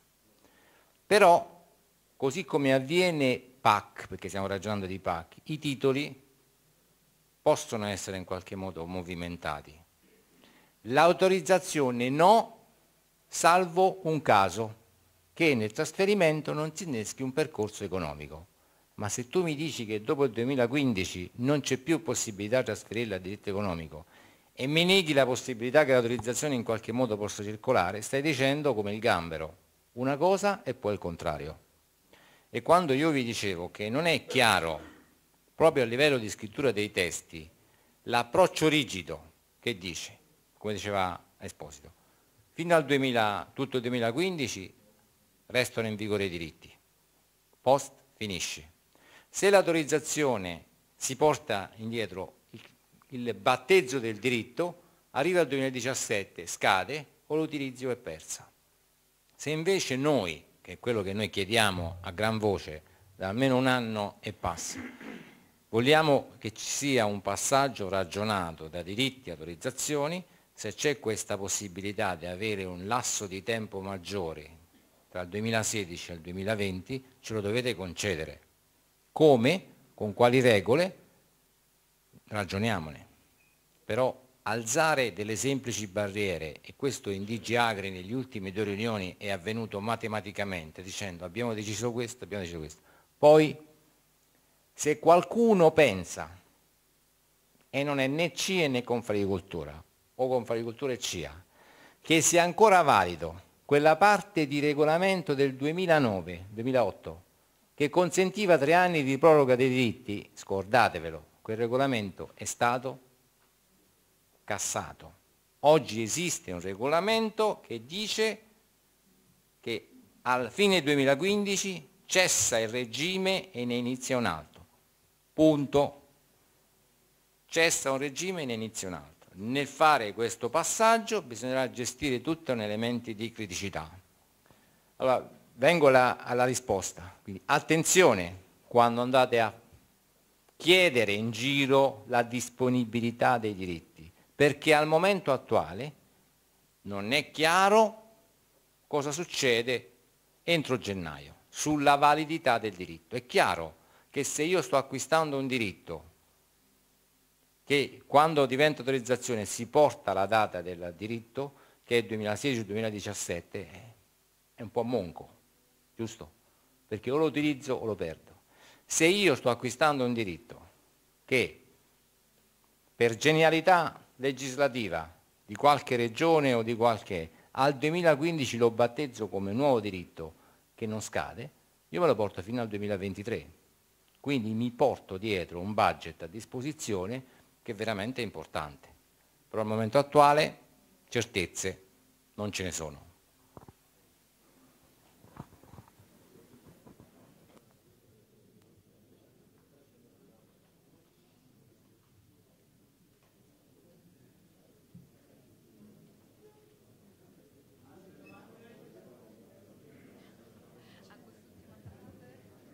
Certezze non ce ne sono, si sono... Funziona?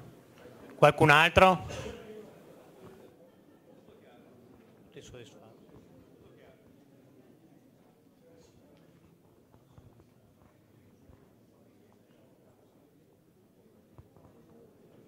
Buonasera, volevo sapere quando si passerà dal diritto a questo nuovo entità dell'autorizzazione.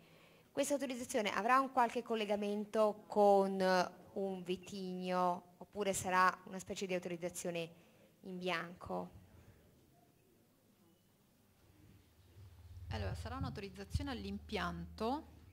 Allora, se va avanti il meccanismo pro rata, quindi proprio la distribuzione parziale, anzi ancora prima, se gli ettari disponibili sono inferiori, sono superiori agli ettari richiesti, allora lì nessun criterio, nessuna politica, diciamo, verrà applicata, per cui ciò che viene chiesto è ciò che viene attribuito, senza vincoli particolari, a meno che appunto le amministrazioni non decidano di trovare un sistema per gestire con l'applicazione dei criteri. Però ecco, se tutto sta a queste scelte che vi ho presentato, potrebbe pure essere che non ci sia proprio nessun criterio, per cui ciò che viene chiesto viene dato, insomma. Se invece poi l'amministrazione nazionale o regionale fa tutta un'altra serie di scelte, allora può darsi che ci sia un indirizzo.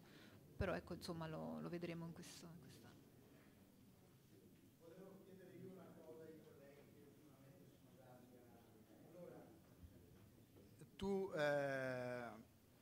Palma prima dicevi che l'autorizzazione al reimpianto deve essere richiesta dal soggetto che ha estirpato dopo un periodo X e l'amministrazione nel rilasciare l'autorizzazione deve legarla a una superficie. Questi sono gli ultimi orientamenti.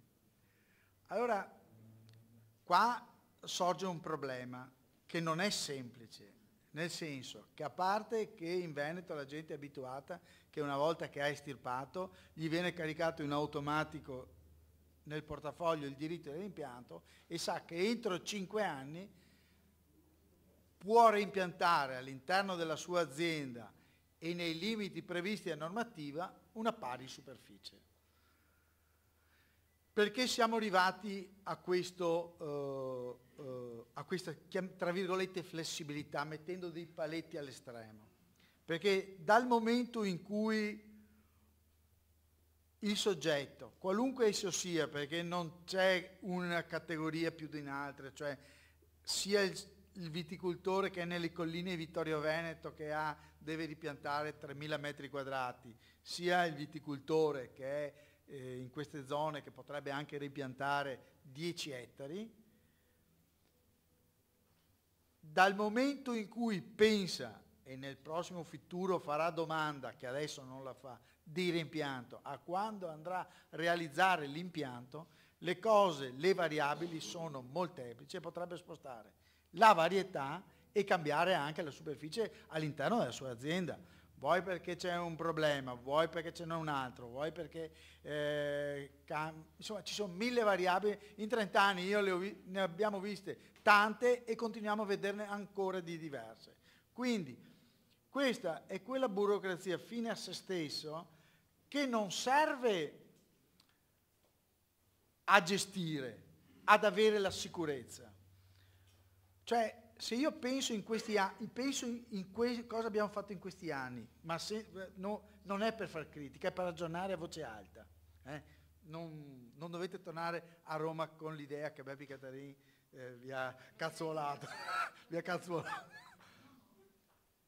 Allora, noi dobbiamo tenere un sistema efficiente e garantire. Allora, noi qua abbiamo uno degli asset, Pinot Grigio. Un mese fa 270 del CFS hanno fatto una rettata, giusto? Mi domando, questo nuovo meccanismo che andiamo a pensare è funzionale a assicurare la garanzia? Una domanda che ho fatto sempre ai colleghi del Ministero. Ma sto benedetto schedario, che è la base su cui noi impostiamo tracciabilità e semplificazione, cosa ne facciamo? Sì, ma dobbiamo coniugarlo con la nuova normativa. Quindi ci cambia la logica. Quindi se io penso la burocrazia, cosa andrà di informazione andata e ritorno, dal momento che uno chiede il reimpianto, che loro non sono più abituati a chiedere il reimpianto, al momento che andranno a effettuare. Perché se non esegui, se non dai applicazione all'autorizzazione come ti è stata rilasciata, giustamente ci sono delle penalizzazioni. E quindi è importante comprendere e cercare, voi che siete a Roma e talvolta molto spesso siete anche a Bruxelles, far comprendere i meccanismi reali che stanno delle imprese che stanno dietro a questa burocrazia. Allora rispondo subito alla domanda sulla flessibilità, no? Praticamente mi chiedi. Allora, nella prima versione era tutto molto rigido, dei testi, era tutto molto rigido, per cui il produttore che faceva la richiesta di reimpianto, richiesta di autorizzazione al reimpianto, doveva indicare esattamente la parcella dove andava a reimpiantare. Questo è stato ritenuto, come tu dici, ma come abbiamo riportato anche noi a Bruxelles e al Ministero, assurdo per un sistema che proprio può andare avanti anche per, come ho detto prima, 5 anni. che il produttore può cambiare idea oppure può avere un interesse economico diverso rispetto al momento in cui ha fatto richiesta. E quindi nell'ultimo testo la flessibilità è stata inserita, per cui lo Stato membro, quindi sarà sempre l'Italia a utilizzare questa opzione, ma è possibile che il produttore cambi idea, per cui dal momento dell'ottenimento dell'autorizzazione al momento in cui l'autorizzazione viene utilizzata può cambiare idea e può notificare allo Stato membro insomma, il diverso piano, però ovviamente sempre all'interno della stessa azienda, e questo è, diciamo, l'unico vincolo che ancora è rimasto e che non viene eliminato. L'unica nota che, ecco, insomma, più volte tu ci hai richiamato, no? Sulla questione dell'approccio nazionale o l'approccio regionale. Io mi rendo conto che il tuo punto di vista è il punto di vista di una regione efficiente, di una regione dove tutto funziona, di una regione dove, insomma, funziona abbastanza, però voglio dire, può sempre migliorare, come dice il Presidente, giustamente. Cioè noi, lo vedi tu, lo vediamo noi, nei tavoli a Roma, insomma la situazione è ben diversa da quella delle altre regioni, è ben diversa da quella che rappresenti tu. I stessi dati che tu ci hai presentato non so se sono stati raccolti in altre regioni, ma al di là di questo, quello che noi portiamo avanti è un'idea di sistema efficiente nella sua totalità, a livello nazionale, cioè quello che noi vorremmo è che non fossero, cioè non si perdessero autorizzazioni, che comunque un sistema che possa fare in modo che le regioni dialoghino, insomma, e che possano scambiarsi anche eventualmente superfici. Se noi pensiamo a un sistema completamente chiuso, come immagino che forse il Veneto vuol portare avanti, è un sistema che può essere efficiente in una regione, però in altre regioni troveremo delle forti inefficienze, quindi è nostro dovere anche pensare a un sistema nazionale che possa minimizzare il rischio e massimizzare il beneficio per tutto il sistema Italia. Però questo è un discorso che, come ti ho detto anche al telefono, forse abbiamo ancora un anno, perché può darsi che c'è pure una mediazione fra un sistema totalmente chiuso a livello regionale e un sistema completamente aperto a livello nazionale, nel senso che potremmo pensare semmai a dei criteri stabiliti a livello nazionale, ma poi con pesi diversi a livello regionale, ma comunque questo, ecco, lo vedremo.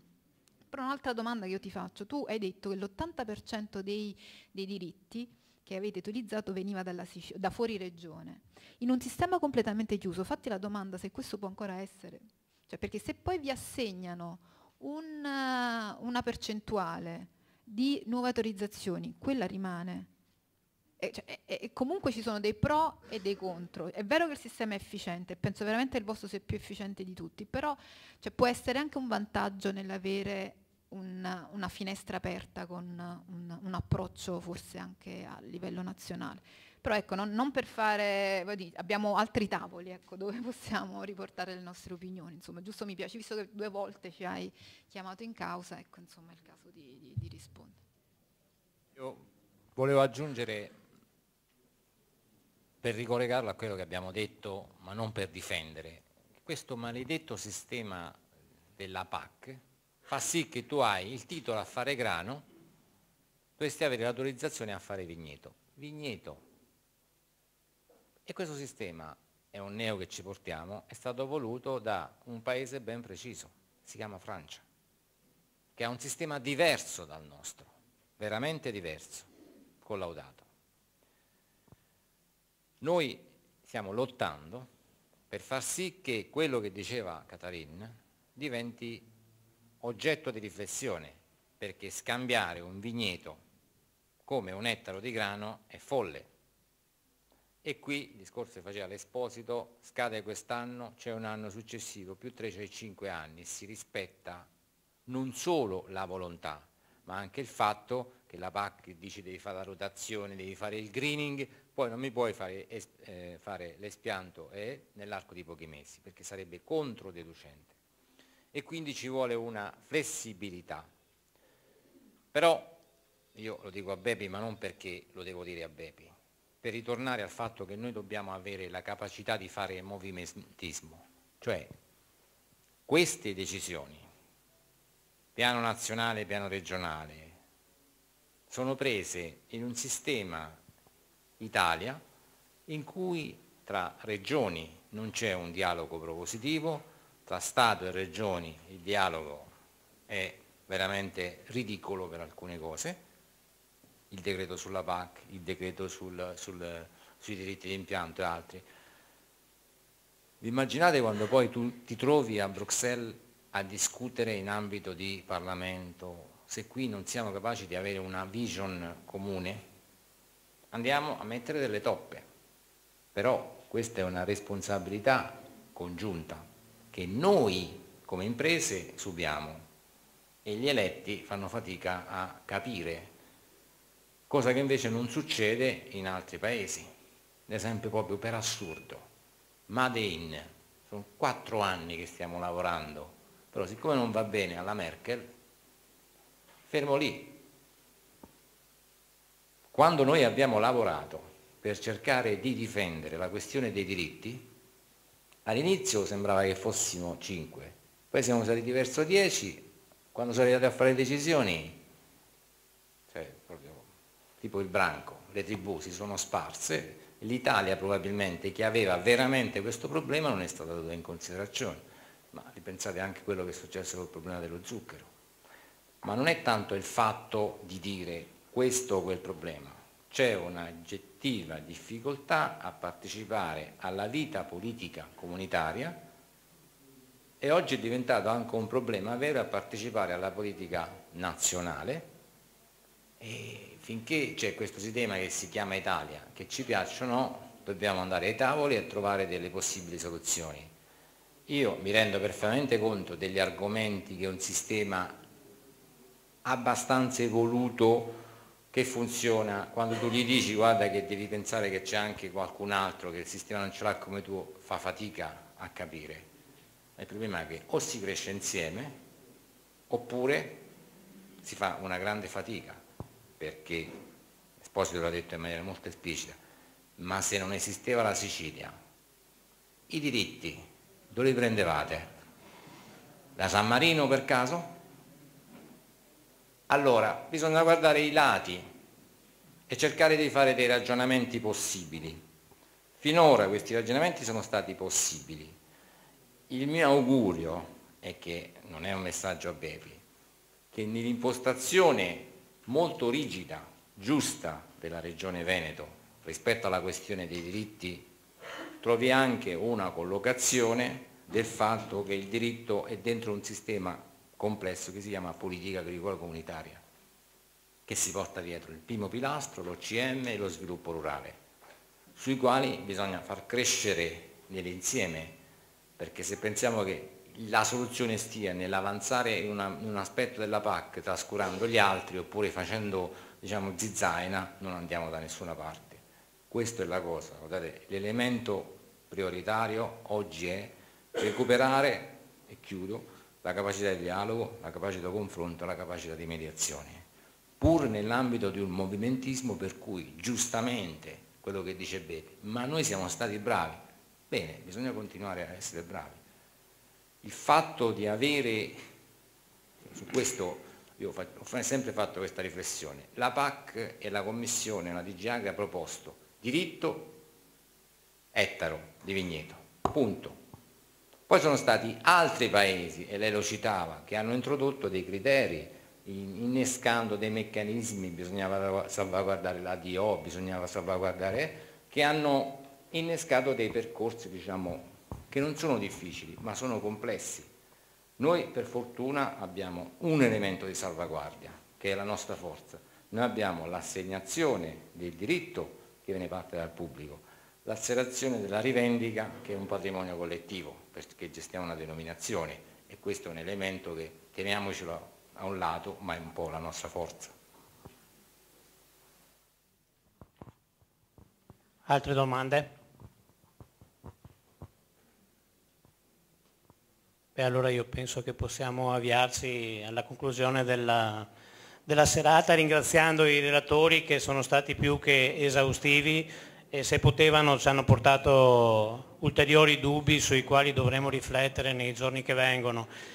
Io credo, Domenico, che la vision comune deve essere sicuramente l'ideale a cui si tende, ma come diceva prima il dottor Cattarin, è imprescindibile dal territorio in cui si applica la normativa trova delle dinamiche di applicazione differenti. Io credo che durante tutta questa serata si è parlato di territori maturi, di territori meno maturi, e qui ci stiamo dicendo tutto quello che può essere un contesto d'Italia che difficilmente potrà avere una sintesi comune in un tempo breve. Giustamente si è stato detto che questo è un territorio che ha saputo vedere oltre lo Steccato, e di questo ne siamo fieri e speriamo, come dicevate, che continuiamo a essere bravi. E con questo messaggio io volevo ricordarvi una sola cosa importante, che è la data del 14 dicembre. Saremo anche noiosi, ma ricordatevi che il 14 dicembre si rinnovano gli organi dei consorzi bonifica. Ricordatevi di andare a votare. Confagricoltura e CIA hanno predisposto insieme a altri attori dell'ambiente agricolo trevigiano una lista, è la lista numero 2. Andate a votare, appoggiate la lista numero 2, Confagricoltura, CIA e altri. Grazie e buona serata a tutti.